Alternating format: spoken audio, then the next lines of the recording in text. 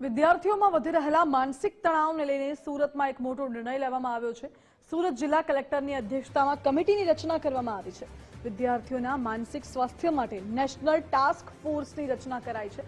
આ કમિટીમાં કલેક્ટર, જિલ્લા શિક્ષણ અધિકારીનો સમાવેશ કરાયો તો યુનિવર્સિટીના વીસી અને પોલીસના સભ્યો પણ કમિટીમાં રહેશે। સરકારે વિદ્યાર્થીઓના માનસિક સ્વાસ્થ્ય વિશેની વિગતો મંગાવી છે। 2 દિવસમાં ગૂગલ ફોર્મમાં વિદ્યાર્થીઓની માહિતી અપલોડ કરવાનો આદેશ કરાયો। સુરતના તમામ શૈક્ષણિક વિભાગની વિગતો ફરજિયાત આપવાની સૂચના અપાઈ।